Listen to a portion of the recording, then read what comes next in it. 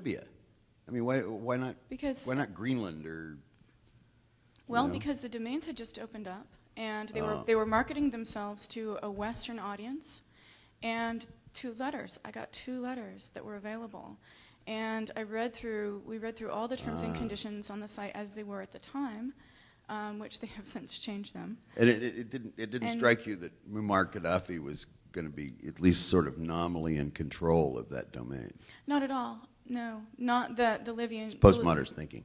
Yes. Well, it's really? actually what it is. It's open internet thinking. Is what. Oh, it is. I know. I mean, it's the future that I predicted, and here we are. Yeah, and so we put 1 photograph on it, which was of me holding a beer, looking kind of smarmy, with my arms bare, and simply said it was the world's first sex-positive link shortening service, in that we wouldn't censor your links.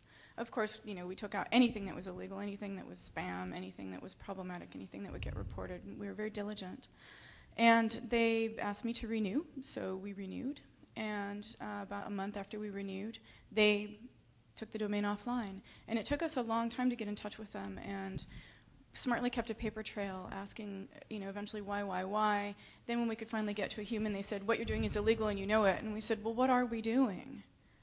And as it turned out, we were violating Sharia law, which is Libyan religious law, and which I thought... As applied to the internet. As applied to the internet. And it wasn't, we had no content on the site except for the photograph. It was a service we were running off of the site. So we actually had no, people were emailing me going, where was the porn on your site? I was like, well, I know, I mean... Can you show me now? And I was like... No, in the resulting kerfuffle, I mean, that was the point at which, and I've been familiar with your work for a while, and, suddenly somebody referred to you as a porn star, and I said, wait a second. No. This is how, well, I mean, but that was probably an artifact of old media as well as new. That was Fox News, actually. Yeah. That was Fox. Right, okay, yeah. Fox they were the word. No, that's new media, too, in a very interesting way. Yeah. I mean, we didn't used to have media like that before, I don't think. No, what I thought was interesting was that, the idea of whether or not the website was a political statement completely doesn't matter when you think about the idea of religion and religious law being applied to the policing of CCTLDs. It is a political statement. It is, well, it has become one. No, but don't you think it was all along? I mean, you seem to have an angle that puts a political context around your sexuality. Maybe not. Perhaps. I mean, I just noticed that whenever I get into a fight, it ends up in the New York Times. What's that? I just noticed that whenever I get into a fight, it ends up in the New York Times.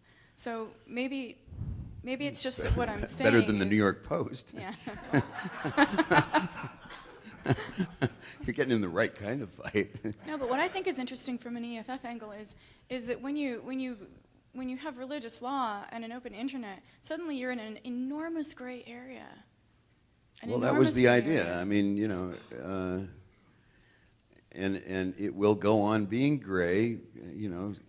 It's very, but there is this relationship between cyberspace and meat space that is, it's very interesting. I mean, it's just exactly the relationship between the mind and the body. So it's sort of germane here.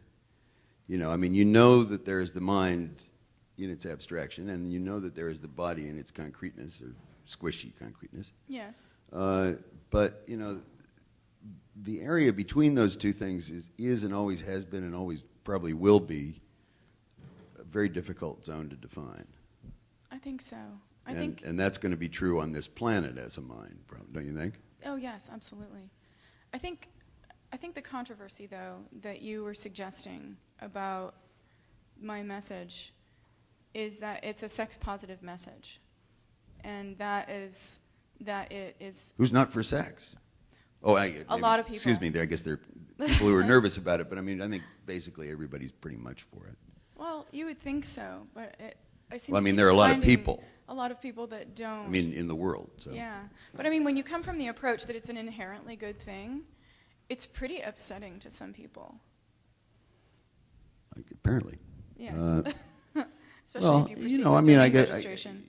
Yeah, I mean, but it seems generally to be upsetting to people who are devoutly attached to one of the three major monotheistic religions. Maybe that's a narrow characterization, but it strikes me that all three of those religions are, as I thought they would be, under very severe attack from the internet by virtue of their having a doctrine based on a very concrete set of written words. They have a book.